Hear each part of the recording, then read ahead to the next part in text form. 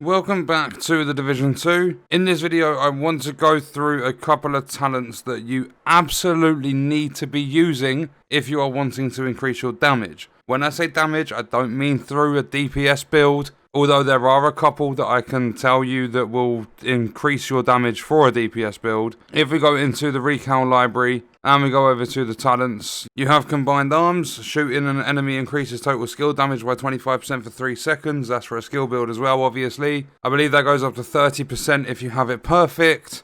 But then you have, if we go to the chest talents, you have, for a skill build again, you can use kinetic momentum, you can use spotter. And then you can use things like glass cannon. All damage you deal is amplified by 25%, but all damage you take is amplified by 50%. So it's got that kind of offset. It balances it out so you're not just dealing an extra 25% damage. But then the perfect one, it amplifies your damage, the damage you deal, by 30%, and it amplifies the damage you take by 60%. There are others, but they're just not as good. You've got Spark, so that increases your weapon damage by 15% if you damage an enemy with a skill. Then you also have something like Headhunter, which is primarily going to be used for a rifle or a marksman rifle, because after you kill an enemy with a headshot, your next weapon hit within 30 seconds will deal an extra 125% of that killing blow's damage. I believe with Perfect Headhunter that goes up to 150%, but it's literally the next shot. So if you're using an AR, that initial shot isn't going to be that strong. But then going back to backpacks, if you're running a DPS build, you can use things like, where are they, Vigilance. That increases your total damage by 25%. You also have things like Composure, while in cover increases your total weapon damage by 15%. But these talents are not actually gear talents that I want to talk to you guys about in this video.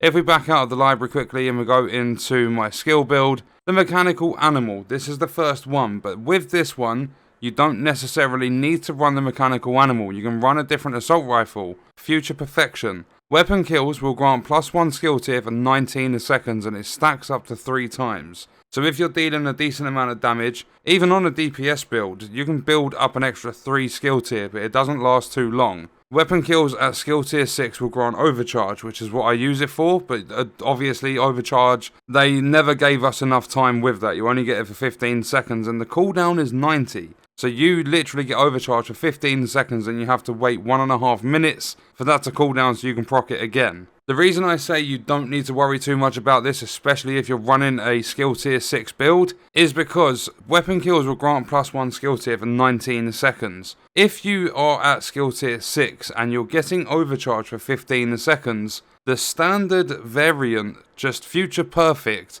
will give you that extra skill tier for 15 seconds. So it matches the time at what you're getting Overcharge for. So if you are running skill tier 6, it's pretty much pointless to make sure you're going for the Mechanical Animal. But it's still a very good talent to use, especially on a skill build, because depending on the difficulty and stuff you're playing, it's not exactly hard to kill an enemy.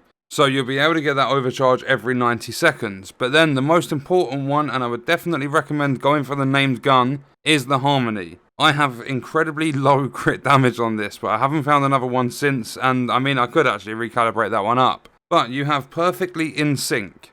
The standard variant of this is just In Sync, and it will award 15% skill damage and weapon damage instead of 20. But that's why it's important to run the Harmony with Perfectly In Sync, because when you hit an enemy, it grants 20% skill damage for 5 seconds. That's hitting an enemy with your gun. When you use a skill or you damage an enemy with a skill, it grants 20% weapon damage for 5 seconds. The damage increases are doubled while both buffs are active at the same time. So, if you are running the standard talent In Sync, you will get, if you're running, if you have both of these procced at the same time, you're getting 30% damage for 5 seconds. But the good thing is, that 5 seconds doesn't matter, because if you're going for the extra skill damage, so you're hitting enemies with your weapon, as soon as that disappears, or even halfway through it, and you hit an enemy again, you can just proc it again and again and again, and there's no cooldown. So you can, for as long as you're firing, have that continuously running. But that's why I say go for the perfect variant, because instead of getting 30% when both are active, you get 40%. So there's an extra 10% damage on your gun and your skills. And then with your skill build, if you're running Technician, you can run the Technician laser pointer. So that's going to pulse enemies that you aim at.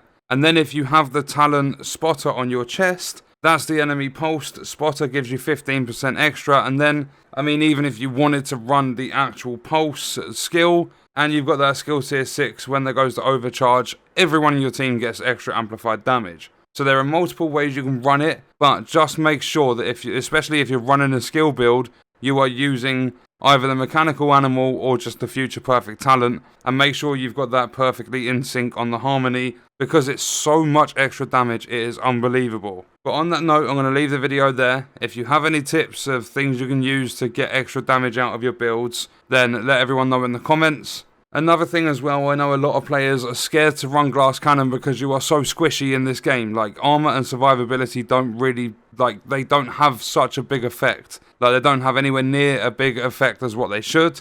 But with glass cannon, and even running skill builds with glass cannon, because glass cannon will work with skill builds, so you can get that extra 30% amplified damage on your skills if you run it on your chest. If you have to sacrifice, you just need to be lucky enough to get yellow rolls on it. If you're running that, you're like, a lot of the time in this game anyway, you're sat behind cover. It's a cover-based tactical, like, looter-shooter game. So don't panic about it, just be more smart in your play, and glass cannon won't make too much of a difference in terms of the damage you're taking. But that's going to do it for the video. I hope you guys enjoyed it. Thank you for watching.